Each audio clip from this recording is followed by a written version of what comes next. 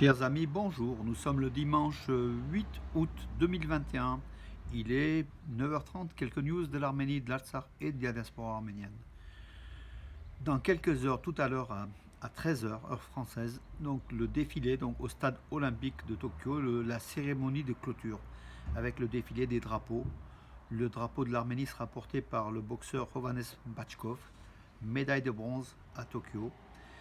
Beaucoup d'athlètes sont rentrés déjà en Arménie, mais effectivement, Hovannes Bachkov et quelques-uns sont toujours à Tokyo pour le défilé final dans le stade olympique. Donc les feux vont s'éteindre et le drapeau olympique va être porté, donné à Anne Hidalgo, maire de Paris, pour les JO de 2024 à Paris. Donc la transmission du drapeau olympique.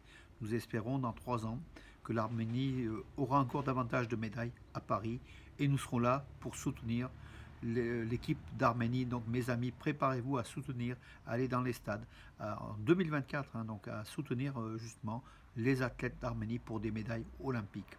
Que dire de plus? Oui, bien sûr, l'Arménie avec 4 médailles, donc 2 d'argent et 2 de bronze, a terminé donc à la 60, a terminé, était ce matin à la 69e place au tableau des médailles.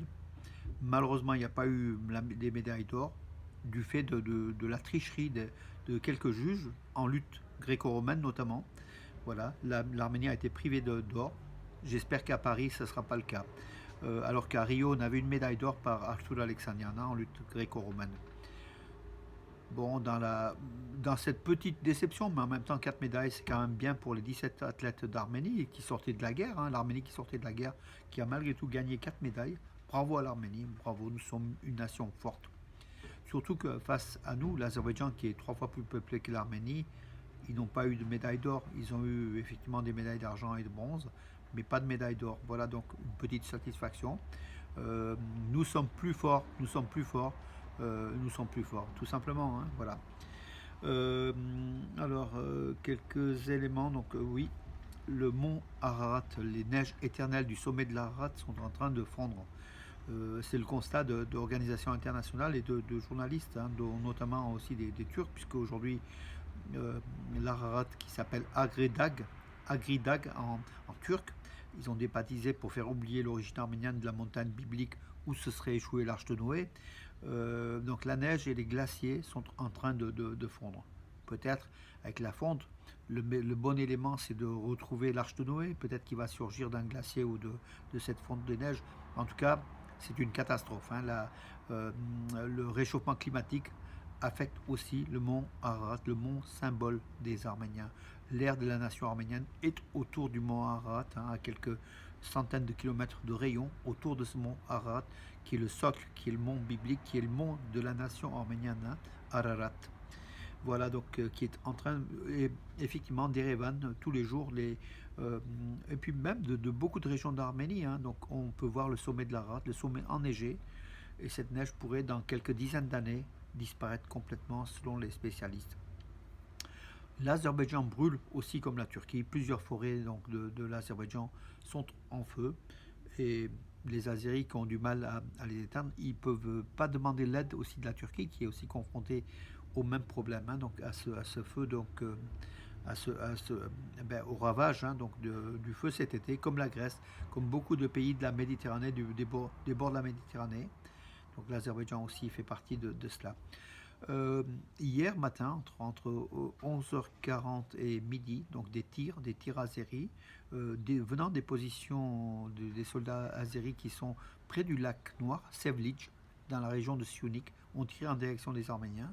Les Arméniens ont répliqué et ont fait taire l'ennemi. Donc les Arméniens qui ont eu ordre par le nouveau ministre de la Défense d'Arménie, de tirer sur les soldats azéris et de les tuer tout simplement si ces derniers avançaient en territoire arménien. Ceux qui sont déjà en territoire arménien, pareil, s'ils avancent de quelques mètres, ils seront liquidés par les forces arméniennes qui n'ont aujourd'hui aucune peur de faire feu, alors que pendant 2 mois, 3 mois, l'armée arménienne hésitait à tirer, hésitait pour ne pas déclencher une seconde guerre, qui serait dévastatrice. Mais là, a priori, les feux sont sont verts. Peut-être ce sont des feux qui ont été donnés par Moscou, hein, on ne sait pas. Mais en tout cas, l'Arménie a changé de stratégie par rapport à son invasion de territoire par pratiquement 1 millier de soldats azéris, et que les Arméniens ont ordre, les soldats arméniens, les commandements ont ordre de tirer à toute avancée azérie en territoire arménien souverain. Voilà. Donc le village de Hinchen en Artsakh, qui est pas loin de Chouchi, est menacé par un poste azéri qui se trouve sur une colline. Donc la population, il n'y a pas beaucoup d'habitants en fait, hein. Il y avait 187 habitants avant la guerre de 44 jours en Artsakh, et aujourd'hui il n'y en a plus que 89. Ces habitants donc ont peur ne veulent pas s'installer parce qu'il y a un climat d'insécurité en fait, hein. Ils sont visés pratiquement pour les travaux des champs ou des ruches, hein, parce qu'il y a beaucoup de ruches, donc de l'apiculture. Ils sont visés par ces soldats azéris, par ces tirs azéris, donc c'est une menace.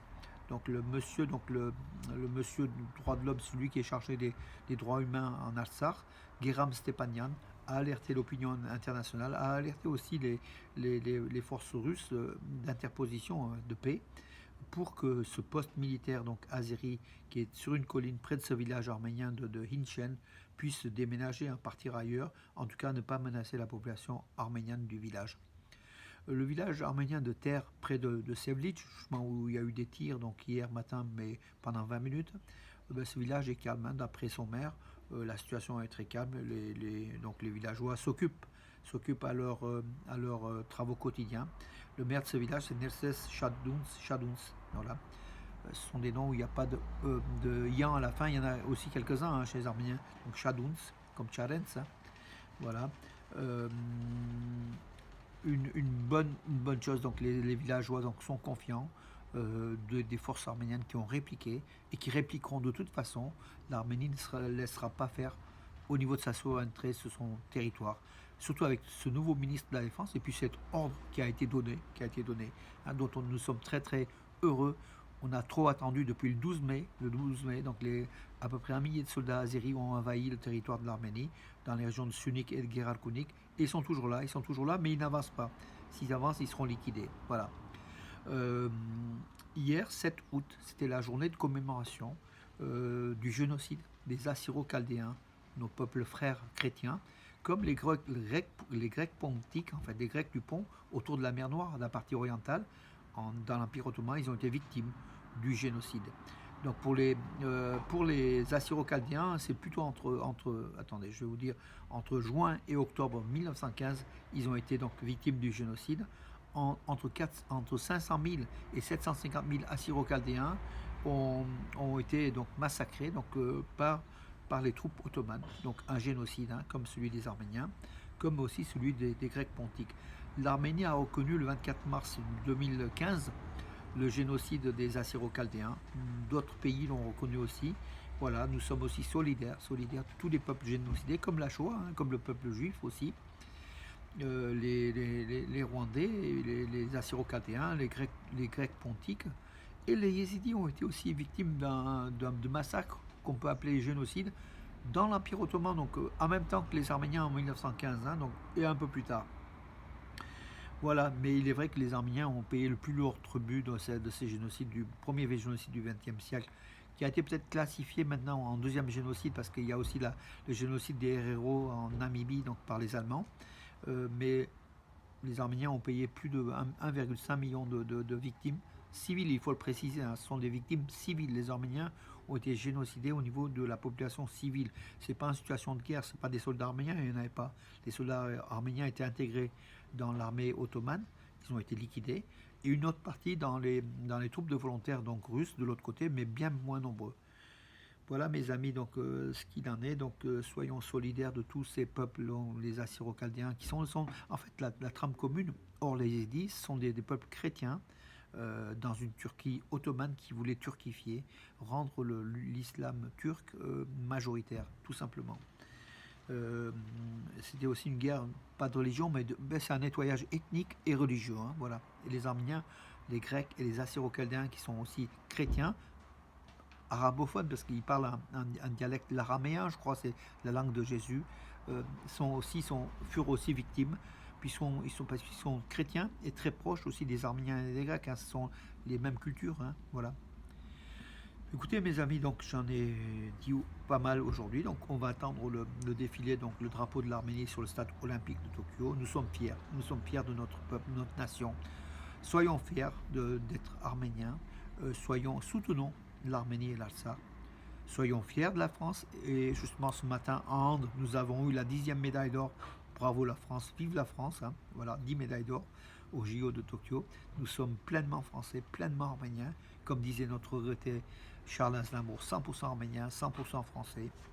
Nous sommes là, nous sommes pour l'avenir, nous sommes pour le progrès. Et puis la paix entre les peuples, hein, la paix entre les peuples et puis le droit de vie de tous les peuples, de toutes les cultures de cette planète. Respectons-nous pour être respectés. Voilà, ce que ne font pas beaucoup d'États terroristes, hein, comme la Turquie et l'Azerbaïdjan, hein, deux dictateurs, donc Erdogan et Aliyev, vraiment deux personnages néfastes de l'histoire humaine, de l'humanité. Bon dimanche, regardez le soleil derrière moi, donc voilà, je vais vous montrer ce ciel de Valence, hein, valentinois, donc voilà, donc très bonne journée et à demain mes amis.